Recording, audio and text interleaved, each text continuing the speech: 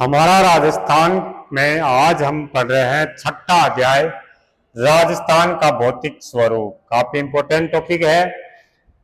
Competition exam में भी यहाँ से काफी सारे प्रश्न आएंगे। 41 जिलों के अनुसार इसमें दे रखा है, तो पढ़ना बहुत जरूरी है। माध्यमिक शिक्षा बोर्ड की जो किताब है आरबीएससी के द्वारा सिलेबस जो तैयार किया हुआ है, इसमें राजस्थान से जुड़ी हुई जो फैक्ट है वो हमें इस क्लास में पढ़ रहे हैं।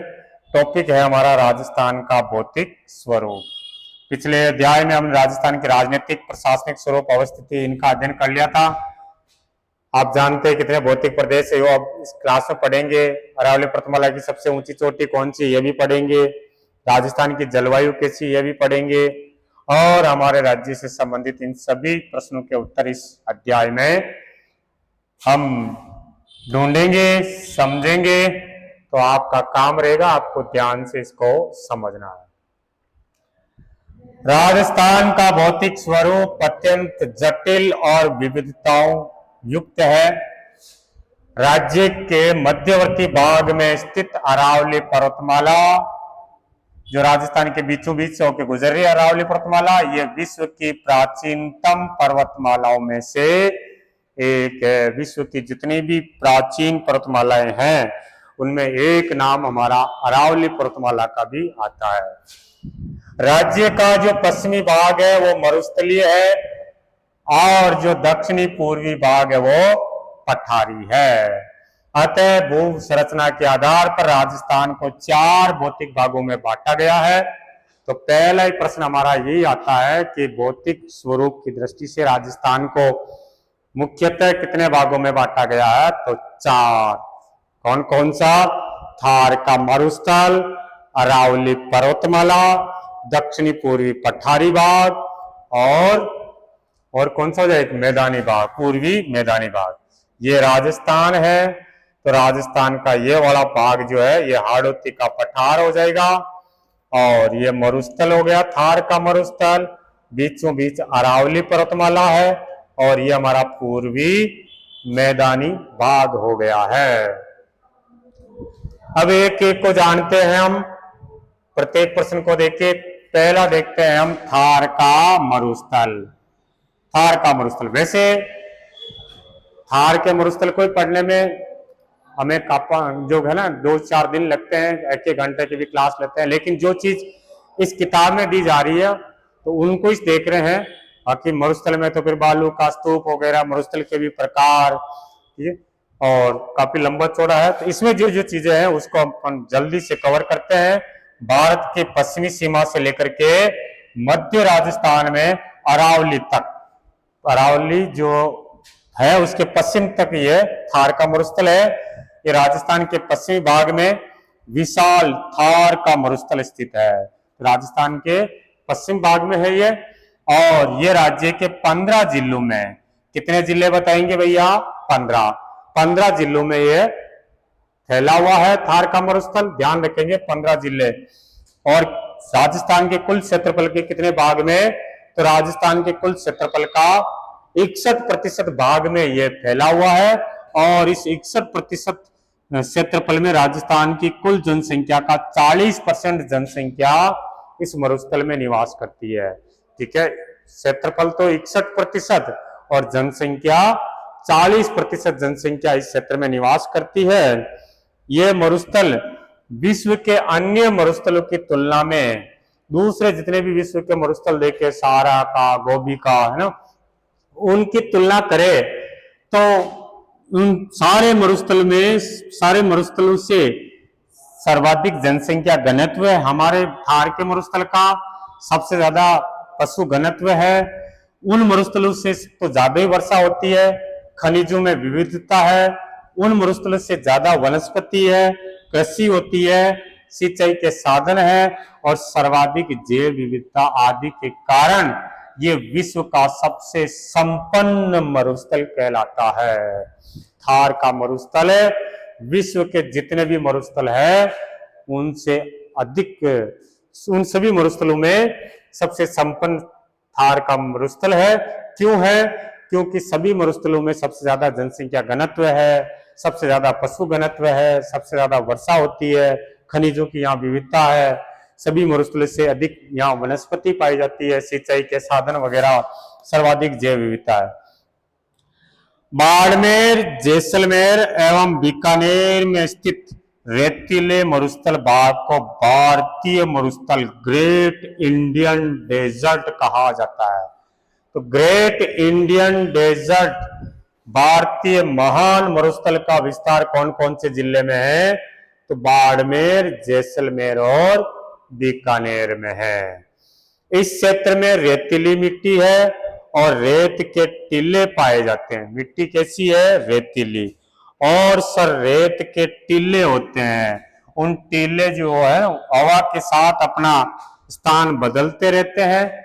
आज यहाँ है, फिर तेज हवा चली, यहाँ से एक रेत उड़ करके दूसरी जगह शिफ्ट होती है, वहां टीले बन जाते हैं। उनको बालू का स्तूप कहते हैं। बालू का स्तूप क्या होते हैं? तो रेत के टीलों को बालू का स्तूप कहा जाता है। और इन बालू का टीलों को, स्तूपों को स्थानीय भाषा में क्या कहते हैं? दोरे, दोरे कहते हैं। थार के मरुस्थल को दरातीय विशेषताओं के आधार पर मरुभूमि कहते हैं। गग्गर का मैदानी भाग और अर्ध मरुस्थलीय भाग, नागौरी उच्च भूमि तथा अंत प्रवाही प्रदेशों में भी विभक्त किया गया है। फिर इसको वापस हम अलग अलग भागों में बांटते हैं। जैसे ये मरुस्थल है, ये राजस्थान और ये अरावली हो गया, इसके पश्चिम में मरुस्थल हो गया, ये महान मरुस्थल हो गया। फिर बचेगा अर्ध शुष्क मरुस्थल, ऊपर गग्गर हो जाएगा, बीच में हो जाएगा ये शेखावाटी मरुभूमि वाला क्षेत्र हो जाएगा, यहाँ नागौरी उच्च भूमि हो जाएगी, इधर लोनी बेसिन हो जाएगा। तो ऐसे मरुस्थल को भी वापस अलग अलग भागों में बांटा गया है।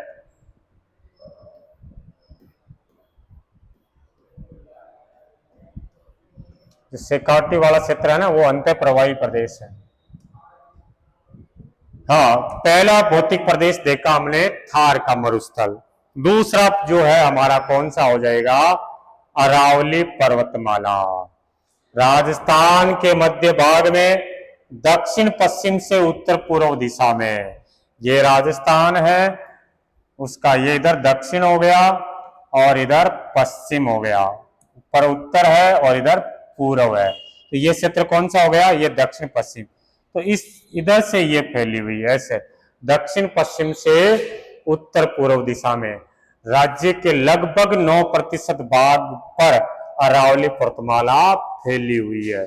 मरुस्थल कितने परसेंट में था? 61% में। जबकि अरावली कितने प्रतिशत में? अरावली सर 9% में। ये विश्व के प्राचीनतम पर्वतों में से एक मानी जाती है। विश्व के जितने भी पुराने हैं उनमें से एक, जो दक्षिण में गुजरात के खेड़ बर्मा से शुरू होती है। गुजरात में यहाँ पर जगह पड़ती है खेड़ बर्मा, यहाँ से अरावली शुरुआत होती है, जो गुजरात से फिर राजस्थान, राजस्थान से हरियाणा, हरियाणा से कहाँ तक जाती है? दिल्ली। दिल्ली में कहाँ पर?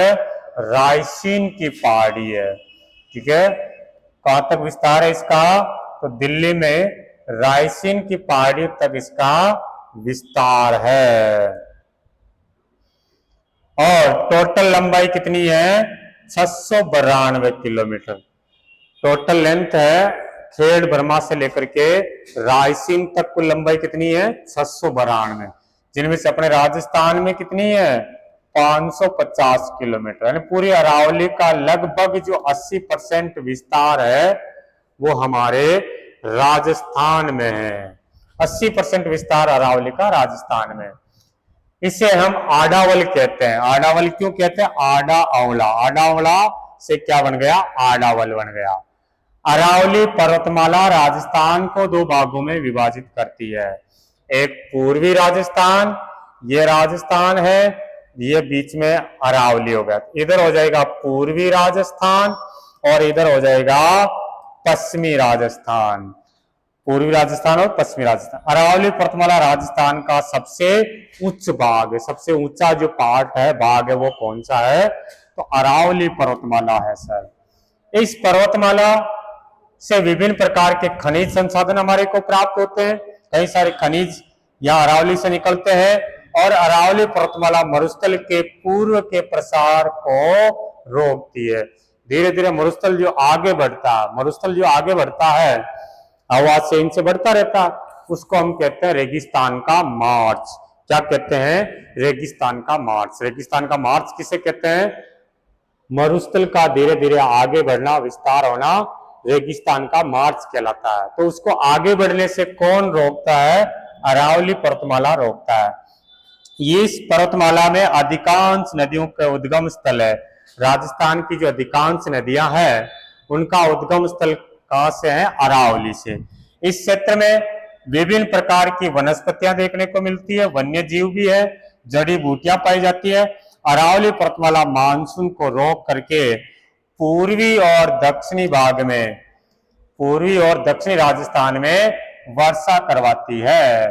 ठीक है, ये जैसे राजस्थान है और भैया राजस्थान में ये अरावली है।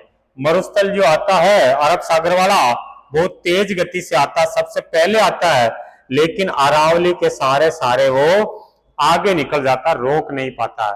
फिर बंगाल की खाड़ी का मानसून आता है, उसको ये अरावली रोकता है, फिर उसको दक्षिणी भाग और पूर्वी भाग में इनको वर्षा करवाता है। तो जो बंगाल की खाड़ी का मानसून आता है उसको कौन रोकता है?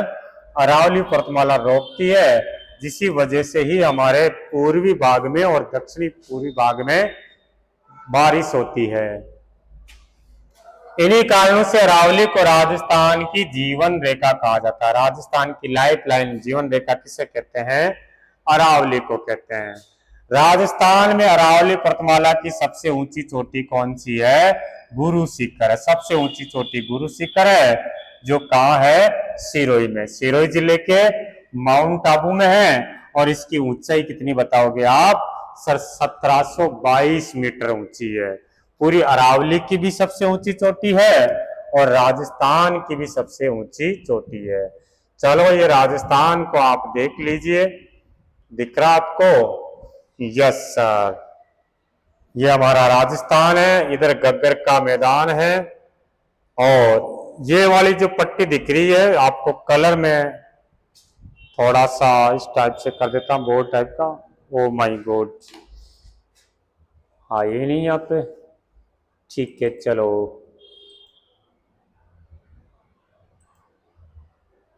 देखिए जी,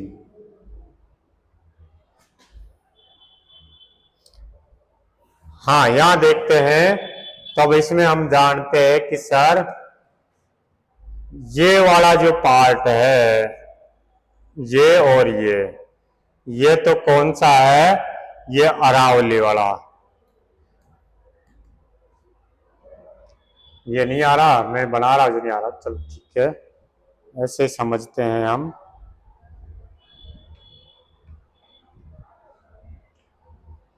ये वाला जो कलर वाला देख रहा है, ये अरावली। बाकी पूरा ये इधर वाला क्या हो जाएगा? ये पूरा आपका मरुस्थल है। ये हरा कलर वाला मैदानी हो गया और ज्यादा ही डार्क जो हरा में दिख रहा है, ये हाड़ौती का पठार हो जाएगा। इधर गग्गर बेसिन हो गया। ये थोड़ी बहुत यहाँ बारिश वगैरह हो जाती है, इसलिए घास फूस यहाँ उग जाती है। और ये पूरा मरुस्थल है। ये यहाँ पर बालू का स्तूप मुक्त प्रदेश, कुछ पहाड़ियां वगैरह है तो यहाँ बालू का स्तूप नहीं बनते हैं। इस प्रकार से हमने ये राजस्थान को जाना था। रेतीला और शुष्क मरुस्थल है, ये वाला अर्ध शुष्क मरुस्थल है, ये अरावली पर्वतमाला, ये मैदानी। ठीक सर, नेक्स्ट ले आओ।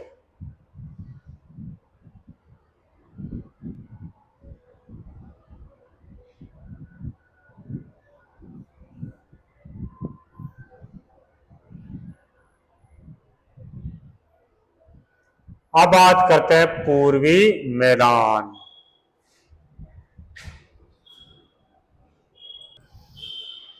अगला जो भौतिक प्रदेश देखते हैं वो कौन सा रहेगा? हमारा पूर्वी मैदानी भाग को देखते हैं। चलिए पूर्वी मैदानी भाग।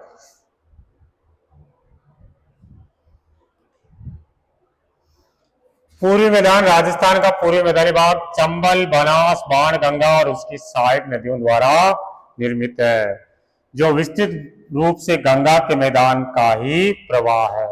जो गंगा का मैदान है, गंगा और उसकी सहायक नदियां, गंगा की सहायक नदियां चंबल हो गई और उसकी सहायक नदी बनास होगी। तो चंबल, बनास, बाणगंगा और उनकी सहायक नदियों के द्वारा बना हुआ है। इसका क्षेत्रफल कितना है? मैदानी भाग का क्षेत्रफल है 23%। थार का मरुस्थल 61% था, जो कि सबसे ज्यादा है। फिर हमने देखा था अरावली 9% और मैदानी भाग 23% है।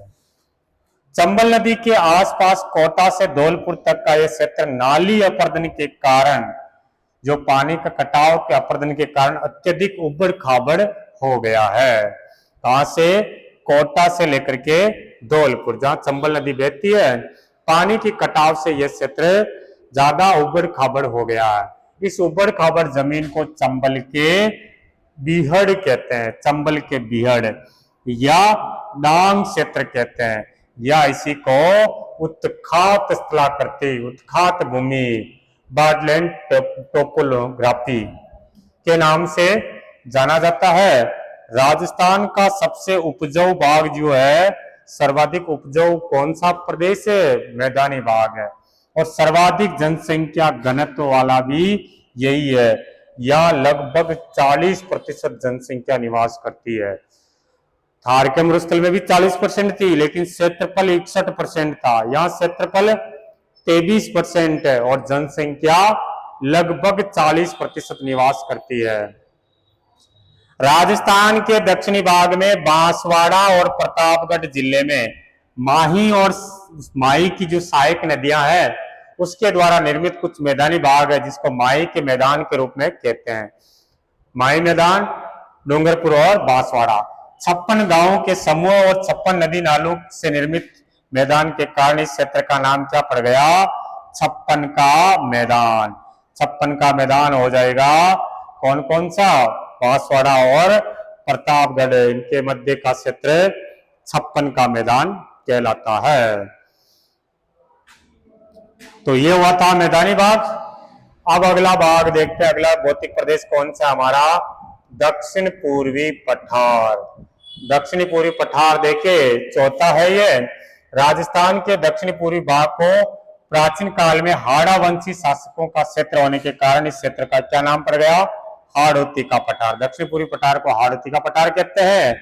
ये 7% भाग में है, याद रखना। 61, 9, 23 और 7% भाग में फैले हुए इस पठारी क्षेत्र की अधिकांश मिट्टी लावा निर्मित मध्यम काली मिट्टी है, जो कि उपजाऊ मिट्टी है।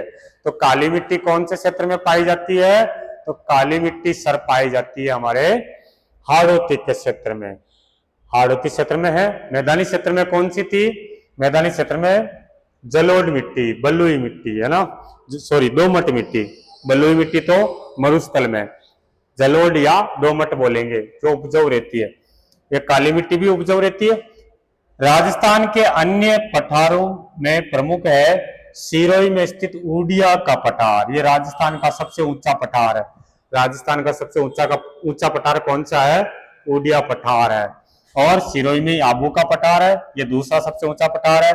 उदयपुर और राजसमंद में बोराट का पठार है। बोराट का पठार। उदयपुर में गोगुंदा से लेकर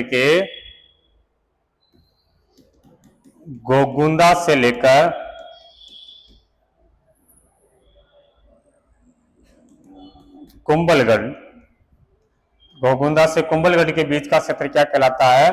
बोराट का पठार। चित्तौड़गढ़ में मेसा का पठार है। जो चित्तौड़गढ़ का किला वो मेसा के पठार पे ही है। चित्तौड़गढ़ और भीलवाड़ा के पूर्वी भाग में ऊपरमाल का पठार है।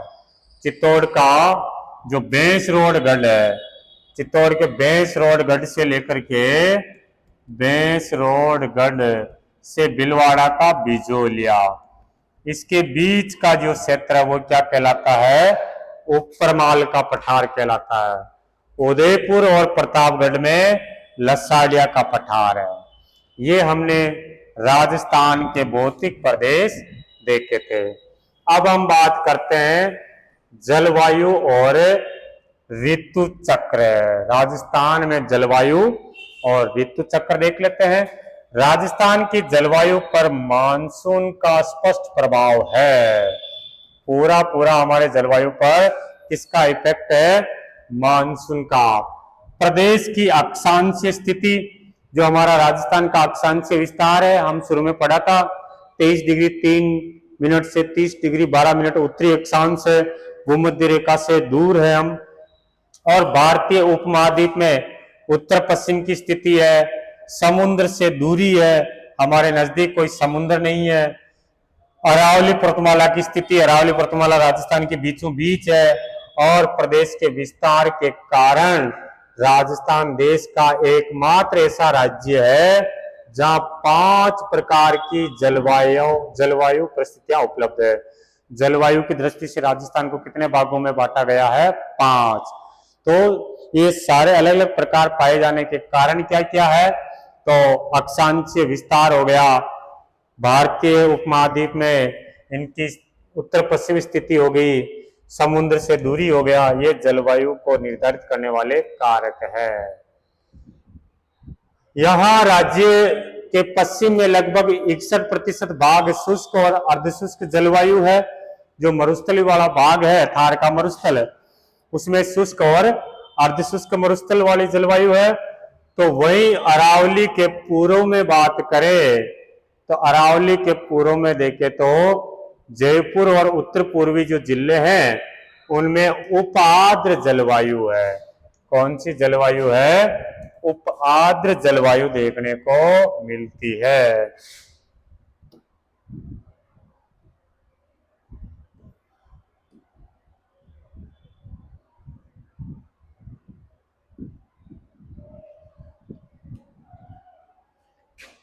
जयपुर और उत्तर पूर्वी जिलों में उपाद्र जलवायु, सवाई माधोपुर से लेकर उदयपुर तक यहाँ पर हमारे आर्द्र जलवायु मिलती है।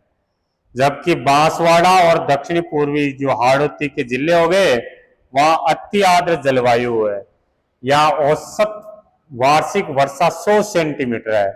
जो अति आर्द्र क्षेत्र है वहां पर 100 सेंटीमीटर से भी अधिक वर्षा होती है। जलवायु की औसत अवस्था के आधार पर कहा जा सकता है कि राजस्थान भारत के अन्य प्रदेशों की तुलना में अधिक शुष्क है।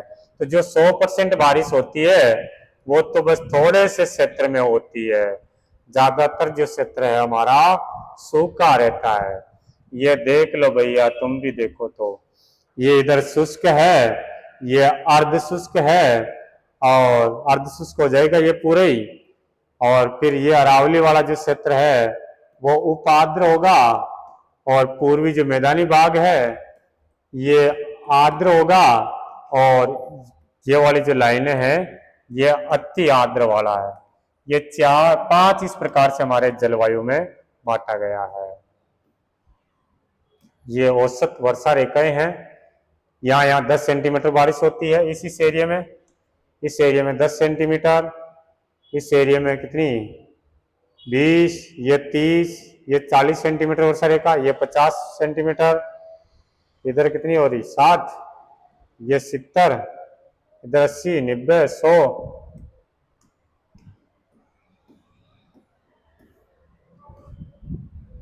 तो जलवायु हमने देख ली है, देख ली से आगे चले। यस सर, जैसा कि आप जानते हैं कि राजस्थान में मुख्यतः 3 ऋतुएं पाई जाती है। ग्रीष्म ऋतु जो मार्च से शुरू हो जाती है जून तक चलती है, वर्षा ऋतु जुलाई से शुरू हो जाती है जो सितंबर तक चलती है, और शीत ऋतु अक्टूबर से फरवरी तक चलती है, सर्दी है। पहले हम ग्रीष्म ऋतु देख लेते हैं। इस ऋतु में तापमान विभिन्न क्षेत्रों में सामान्यतः 30 से 40 डिग्री सेल्सियस से अधिक रहता है। पश्चिमी राजस्थान में विशेष करके जैसलमेर, बाड़मेर, बीकानेर, जोधपुर, गंगानगर, चूरू, इन जिलों में तापमान 40 से 50 डिग्री सेल्सियस तक चला जाता है। थार का मरुस्थल रेतीला होने के कारण भारत के अत्यधिक गर्म प्रदेशों में से एक है। रेत भैया जल्दी गर्म हो जाती है और रात को वापस जल्दी ठंडी भी हो जाती है। अतः मरुस्थल में इस ऋतु में दिन का तापमान बहुत बढ़ जाता है, टेम्परेचर जल्दी गर्म होकर के एकदम टेम्परेचर को बढ़ा देती है और रात को वापस टेम्परेचर कम हो जाता है। इस वजह से दैनिक तापांतर की बात करें रोज का और वार्षिक तापांतर भी देखें तो अधिक रहता है। जो जमीन देर से गर्म होती है तो वापस देर से ठंडी होती है, यानी लगभग औसतन मान लो कि दिन में टेम्परेचर चला गया 35 तक, तो रात को उतरते उतरते वापस 30 तक आएगा, तो वापस 35 30 35 30। लेकिन यहाँ पर देखें तो दिन में तो 50 डिग्री चला गया, रात को एकदम 10 आ जाता है। तो दिन के तापमान में भी सबसे ज्यादा अंतर देखने को मिलता है और पूरे साल भर का भी देखे, साल भर का अधिकतम तापमान और साल भर के सबसे कम तापमान में अंतर भी मरुस्थल में ही है। ऊंचाई के कारण माउंट आबू इस ऋतु में सबसे ठंडा स्थान रहता है। सबसे ठंडा स्थान कौन सा है? माउंट आबू। लू जानते हो लू? लू क्या होती है? राजस्थान में ग्रीष्म ऋतु में चलने वाली अत्यंत गर्म धूल भरी हवाओं को क्या कहते हैं? लू। गर्म हवाओं को लू कहते हैं, जो कभी कभी इनकी स्पीड हो जाती है 100 किलोमीटर प्रति घंटा से भी ज्यादा रहती है। ये हमने ग्रीष्म ऋतु देखा। अब वर्षा ऋतु की बात करें तो राजस्थान की 90 से 95% तक वर्षा इस ऋतु में होती है, वर्षा ऋतु में ही होती है 90 से 95, जो मानसूनी हवाओं से जुलाई और सितंबर के मध्य होती है। जुलाई से सितंबर के बीच में 90-95% वर्षा हो जाती है। यहाँ राजस्थान में अरब सागर और बंगाल की खाड़ी दो शाखाओं के मानसून से वर्षा होती है, लेकिन इनमें भी सबसे ज्यादा बारिश किससे होती है? बंगाल की खाड़ी के मानसून से वर्षा ज्यादा होती है। सबसे ज्यादा वर्षा बंगाल की खाड़ी के मानसून से होती है, जो अधिकांशतः बंगाल की खाड़ी का मानसून किधर बारिश करता है? पूर्वी राजस्थान में। और अरब सागर के मानसून से अधिकांश जो वर्षा होती है अरब सागर वाले को, वो दक्षिणी राजस्थान में होती है। और राजस्थान में सर्वाधिक वर्षा कौन से जिले में होती है? झालावाड़ में, लगभग 100 सेंटीमीटर।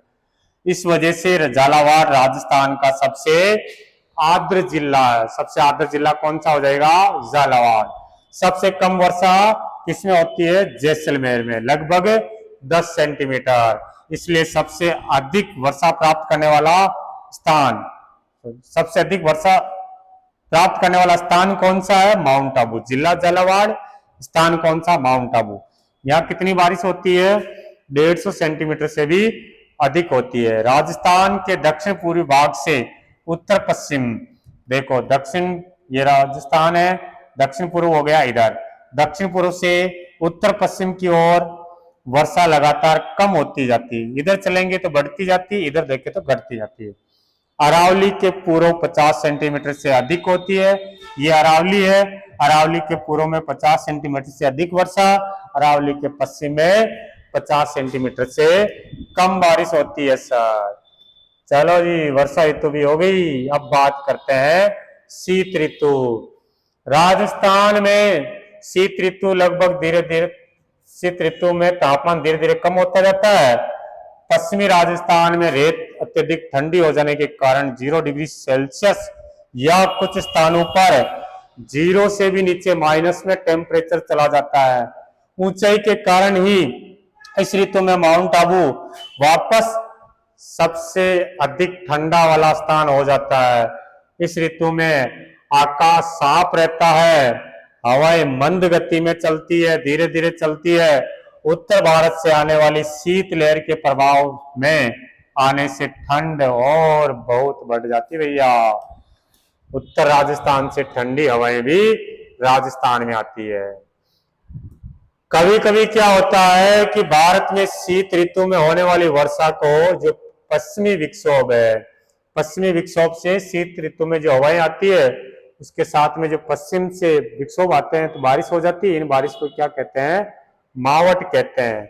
ये जो पश्चिमी विक्षोभ है ये कहां से उठते हैं? ये चक्रवात भूमध्य सागर से होकर के आते हैं, भूमध्य सागर से होकर के आते हैं, जो राजस्थान सहित उत्तर पश्चिम भारत में वर्षा करते हैं। और यदि सर्दियों में बारिश हो जाती है तो गेहूं की फसल को बहुत प्रॉफिट होता है, इसलिए इसे गोल्डन ड्रॉप कहते हैं, स्वर्णिम बूंदे कहते हैं। एक बार बारिश हो जाने से गेहूं की फसल अच्छी हो जाती है, इसलिए इसको गोल्डन ड्रॉप कहते हैं। अकाल और मरुस्थलीकरण। फिर देखते हैं अकाल और मरुस्थलीकरण में राजस्थान में, विशेष करके पश्चिमी राजस्थान में बार बार अकाल यानी सूखा पड़ता रहता है। अकाल पड़ने का कारण क्या है? तो वर्षा का समय केवल वर्षा ऋतु में ही होती है, केवल 2 महीने में ही बारिश होती है।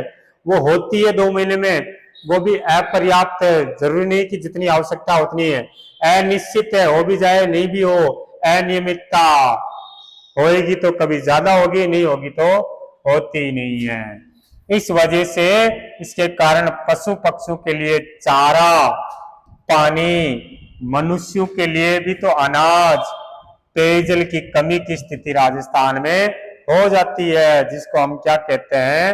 अकाल कहते हैं।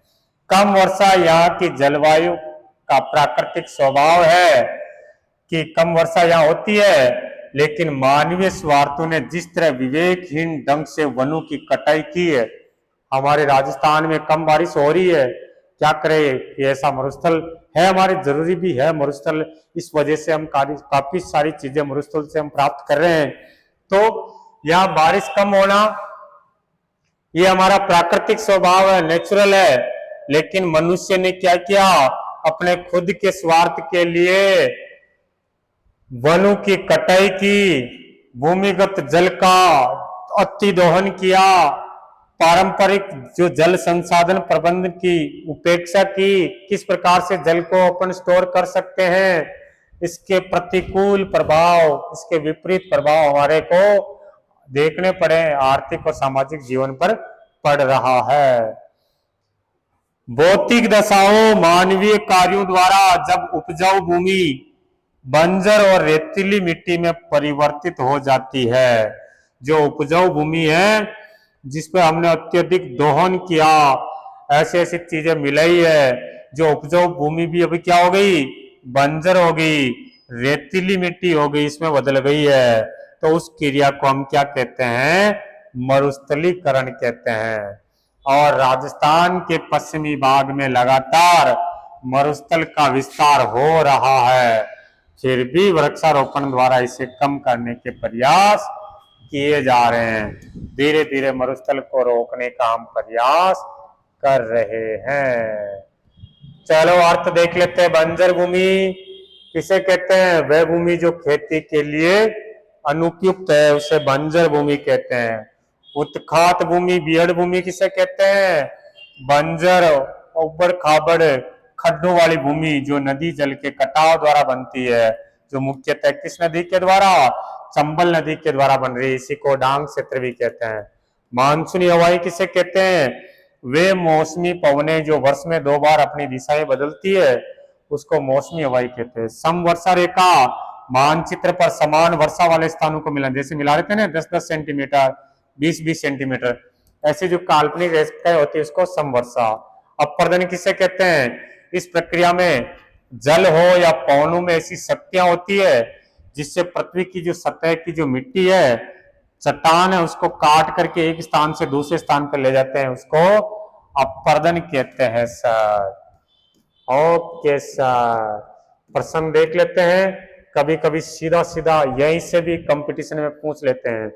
निम्नलिखित में से कौन सा भौतिक प्रदेश राजस्थान में स्थित नहीं है? अरावली, पूरी मैदान, थार का मरुस्थल, हिमालय।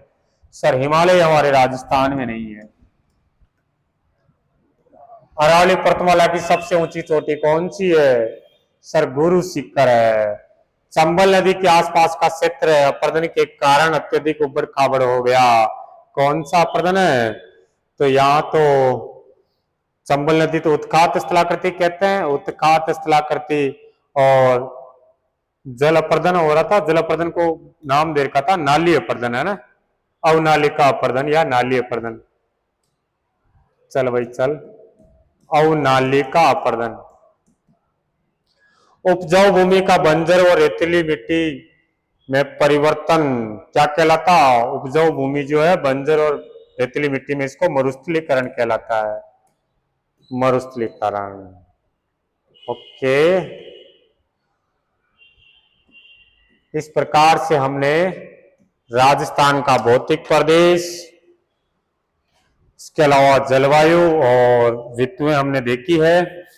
अब आपका काम रहेगा, इसको अच्छा सा तो पढ़ ही लिया, वीडियो को लाइक करना, चैनल को सब्सक्राइब करना, कमेंट करके बताना है। मिलते हैं अपन अगले क्लास में, तब तक के लिए थैंक यू, जय हिंद।